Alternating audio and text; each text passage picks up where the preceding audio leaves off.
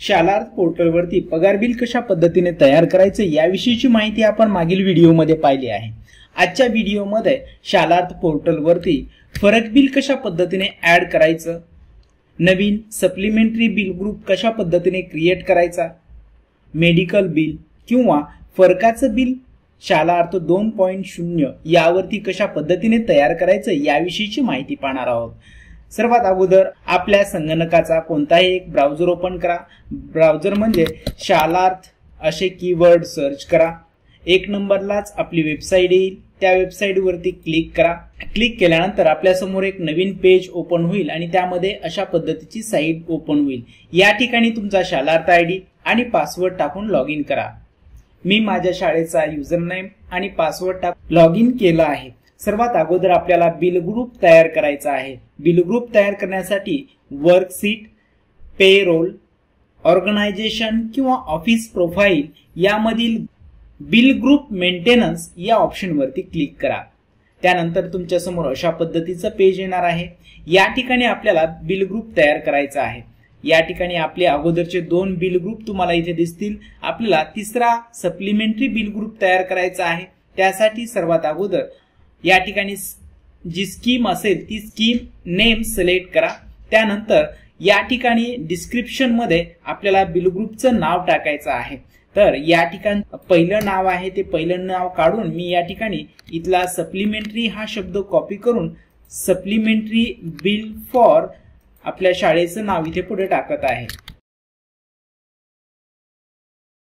अशा पद्धतीने डिस्क्रिप्शन मध्ये ते बिल ग्रुपचं नाव टाकायचं आहे। त्यानंतर is this supplementary bill group या ठिकाणी असलेल्या या यस या ऑप्शनला चेक करायचं आहे। त्यानंतर एक मेसेज येईल, त्याला ओके करा आणि सगळ्या शेवटी सेव्ह या ऑप्शन वरती क्लिक करायचं आहे। या ठिकाणी टाइप ऑफ पोस्ट ग्रुप याला काही न करता आहे तेच पर्याय ठेवायचे आहेत आणि सगळ्या शेवटी सेव्ह या ऑप्शन वरती क्लिक करायचं आहे। त्यानंतर तुमच्या समोर एक मेसेज येईल, तुम्हाला खरंच बिल ग्रुप क्रिएट करायचा आहे का, तर ओके या ऑप्शन वरती क्लिक करा। बिल ग्रुप क्रिएट झाल्याचा मेसेज तुम्हाला स्क्रीन वरती दिसेल। या ठिकाणी अगोदर 2 बिल ग्रुप होते, आता तिसरा बिल ग्रुप आपला तयार झालेला आहे। अशा पद्धतीचं बिल ग्रुप तयार करण्याचं काम अगोदर तुम्हाला शालार्थच्या जुन्या वेबसाईट वरती काम करायचं आहे। त्यानंतर शालार्थ 2.0 या पर्यायावर आपण क्लिक करायचं आहे। या ठिकाणी तुम्हाला अशा पद्धतीचं हे पेज आलेलं दिसेल। या पेजवरती डाव्या साईडला dashboard, reports, admin corner, medical bill आणि पेंडिंग बिल असे वेगवेगळे ऑप्शन्स दिलेले आहेत। सर्वात अगोदर आपल्याला पेंडिंग बिल मध्ये जाऊन एम्प्लॉई वाईज अलाउन्सेस आणि डिडक्शन्स द्यायचे आहेत। त्यासाठी या ऑप्शन वरती क्लिक करा।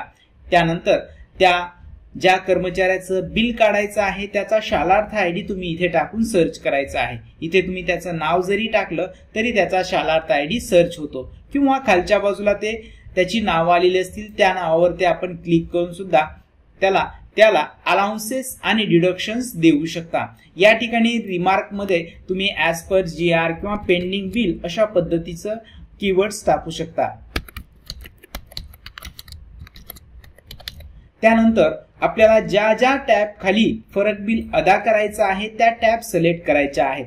माझ्या केसमध्ये DA, त्यानंतर house rent allowances, transport allowance आणि ट्रायबल अलाउन्स अशा या 4 टॅब मी त्यांना देणार आहे। तुम्हाला ज्या लागू असतील त्या टॅब तुम्ही त्याला द्यायच्या आहेत। मला शिक्षण सेवकाचं फरक बिल काढायचं आहे, त्यासाठी मी या 4 पर्यायाचा उपयोग करत आहे। त्यानंतर डिडक्शन मध्ये माझी कोणतीच वजावट नाही, फक्त प्रोफेशनल टॅक्स मी वजा करणार आहे, म्हणून तीच टॅब मी सिलेक्ट केली आहे। आणि सर्वात शेवटी सेव्ह या ऑप्शन वरती क्लिक करा। आपल्याला मेसेज येईल, त्या मेसेजला ओके करा। अशा पद्धतीचे अलाउन्सेस आणि डिडक्शन आपण दिलेले आहेत। परत ओके या ऑप्शन वरती क्लिक करा। आपण पेंडिंग बिल यामधील एम्प्लॉई वाईज अलाउन्सेस आणि डिडक्शन या टॅब वरून त्यांना अलाउन्सेस आणि डिडक्शनच्या टॅब दिल्या। आता पेंडिंग बिल किंवा ब्रोकन पिरियड एंट्री या ऑप्शन वरती क्लिक करा। या ठिकाणी वरच्या बाजूला add pending bill broken entry या पर्यायावर क्लिक करून तो कर्मचारी आपण सर्च करायचा आहे। या ठिकाणी आपण त्याचं आडनाव जरी सर्च केलं तर खालच्या बाजूला त्याचा शालात आयडी येतो। तो आल्यानंतर सर्च या ऑप्शन वरती क्लिक करा। या ठिकाणी त्या कर्मचाऱ्याची माहिती येईल। या ठिकाणी परत आपल्याला बिल ग्रुप सिलेक्ट करायचा आहे। आपण जो क्रिएट केलेला बिल ग्रुप असेल तो बिल ग्रुप इथे घ्यायचा आहे। त्यानंतर प्रपत्र, यामध्ये प्रपत्र 1, 2 जे तुम्हाला लागू असेल ते प्रपत्र इथे सिलेक्ट करायचं आहे। त्यानंतर पेंडिंग बिल टाइप यामध्ये डायरेक्टर किंवा गव्हर्नमेंट अप्रूव्ड बिल या ऑप्शन वरती क्लिक करायचं आहे। त्यानंतर तुम्हाला जे पत्र किंवा ऑर्डर आलेली असेल त्याचा नंबर तुम्ही इथे द्यायचा आहे। माझ्या केसमध्ये हा 204 आहे म्हणून मी तो तिथे दिलेला आहे। त्यानंतर त्या ऑर्डरची डेट जी असेल ती डेट सिलेक्ट करायची आहे। या पद्धतीने ही सर्व माहिती भरून घ्यायची आहे। त्यानंतर खालच्या बाजूला जो ब्रोकन पिरियड आहे किंवा ज्या कालावधीचा तुम्हाला फरक अदा करायचा आहे तो फरक तुम्ही इथे द्यायचा आहे। तत्पूर्वी आपण त्याचं ऑफलाईन बिल बनवलेलं असेल त्या ऑफलाईन बिलाप्रमाणे जो फक्त फरक देय आहे, दिलेला पगार न टाकता फक्त जो फरक द्यायचा आहे तोच इथे टाकायचा आहे। सर्वात अगोदर त्याची डेट, जी डेट द्यायची असेल ती डेट तुम्हाला इथे द्यायची आहे, कोणत्या डेट पासून कोणत्या डेट पर्यंत। त्यानंतर त्याचे एकूण दिवस किती होतात ते इथे ऑटोमॅटिक कॅल्क्युलेट होऊन येतील। त्या कालावधीचा पे मॅट्रिक्स काय असेल, HRA किती आहे, DA किती आहे, ट्रॅव्हल्स अलाउन्सेस किती आहे आणि TAA म्हणजेच प्रोत्साहन भत्ता किती आहे तो तुम्हाला इथे टाकायचा आहे। याची टोटल तुम्हाला इथे पाहता येईल। मी फक्त वजावटीमध्ये प्रोफेशनल टॅक्स ही एकच टॅब घेतलेली आहे, तो इथे तोच इथे तुम्हाला टाकायचा आहे। जर तुम्ही जास्त टॅब घेतले असतील तर ते इथे आलेले असतील तर त्या वजावटीच्या रकमा तुम्हाला इथे द्यायच्या आहेत। त्यानंतर ही वजावट करून टोटल डिडक्शन तुम्हाला इथे दिसेल आणि या एकूण ग्रॉस टोटल मधून डिडक्शन वजा करून जे नेट पे येणार आहे ते इथे दिसणार आहे। आणि रिझन फॉर नॉन ड्रॉवल या ऑप्शन वरती क्लिक करून योग्य तो पर्याय आपण सिलेक्ट करायचा आहे। मी या ठिकाणी ऑदर हा ऑप्शन घेतो आणि या रिमार्क या ठिकाणी तुम्हाला जे कारण द्यायचं असेल ते कारण देऊ शकता। माझ्या केसमध्ये मी पेंडिंग बिल असंच लिहिणार आहे। आणि सर्व झाल्यानंतर आता हा 1 महिन्याचा पिरियड मी लिहिला, मला दुसरा महिना ऍड करायचा असेल तर ऍड या ऑप्शनवर क्लिक करून आपण हा नवीन रो ऍड करू शकता। चला, मी माझी सर्व माहिती प्रथम भरून घेतो।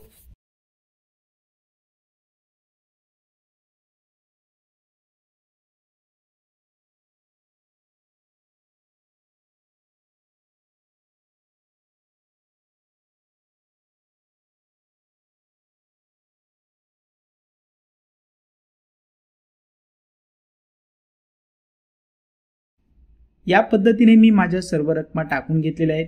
मी ऍड या ऑप्शन वरती क्लिक करून नवीन रो ऍड करतो आणि या ठिकाणी जो माझा पुढचा महिना असेल तो महिना मी या ठिकाणी ऍड करतो। अशा पद्धतीने तुम्ही तारीख प्रथम द्यायची आहे। या पद्धतीने हा 31 दिवसाचा महिना आहे म्हणून इथे ऑटोमॅटिक 31 आलेला आहे। त्यानंतर त्या महिन्यातला जो मॅट्रिक्स असेल तुमचं ते मॅट्रिक्स इथे नमूद करायचा आहे। त्यानंतर HRA जो असेल तो HRA तुम्हाला इथे द्यायचा आहे। त्यानंतर DA जो असेल तो DA, त्यानंतर वाहन भत्ता, त्यानंतर प्रोत्साहन भत्ता, त्यानंतर वजावट जी असेल ती वजावट द्यायची आहे। त्यानंतर या ठिकाणी कारण निवडायचं आहे आणि सगळ्यात शेवटी इथे रिमार्क आपल्याला द्यायचा आहे। मी वरचाच रिमार्क इथे कॉपी करून पेस्ट करतो। या पद्धतीने आता मला 2च महिन्याचा फरक काढायचा आहे, तो दोन्ही महिन्याचा फरक मी इथे नोंदवला आहे। हा सर्व नोंदवलेला फरक आपण परत एकदा चेक करून घ्या। कालावधी आणि नोंदवलेली सर्व माहिती बरोबर असल्याची खात्री झाल्यानंतर आपण सेव्ह आणि फॉरवर्ड या ऑप्शन वरती क्लिक करायचं आहे, म्हणजे हे बिल DDO 3 कडे जाणार आहे।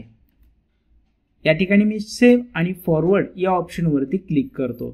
तुम्हाला परत विचारतं की हे बिल तुम्हाला फॉरवर्ड करायचं आहे का, ओके या ऑप्शन वरती क्लिक करा आणि इथे सूचना आलेली आहे की pending bill broken period entry forwarded to the next authority BEO level आपण ओके या ऑप्शनवरती क्लिक करायचं आहे। या ठिकाणी तुम्ही पाहू शकता हे बिल तयार झालेलं आहे। त्यानंतर ब्रोकन आयडी यावरती जर क्लिक केलं तर आपण इथे ते बिल पूर्ण पाहू शकता। याची जर तुम्हाला प्रिंट घ्यायची असेल तर अशा पद्धतीने कंट्रोल P दाबून याची PDF प्रिंट सुद्धा घेऊ शकता। यामध्ये सर्व रकाने येणार नाहीत, पण जी एकूण रक्कम आहे ती एकूण रक्कम तुम्हाला या ठिकाणी घेता येईल। अशा पद्धतीने याची प्रिंट सुद्धा घेऊ शकता। आशा करतो ब्रोकन पिरियडचं बिल कशा पद्धतीने तयार करायचं ही माहिती तुम्हाला समजली असेल। व्हिडिओ आवडला असेल तर लाईक करा, आपल्या मित्रांना शेअर करा आणि अशाच नवनवीन व्हिडिओसाठी आपले YouTube चॅनल सबस्क्राईब करून समोरच्या बेलवरती क्लिक करा। भेटूया पुढील एका नवीन व्हिडिओमध्ये। धन्यवाद।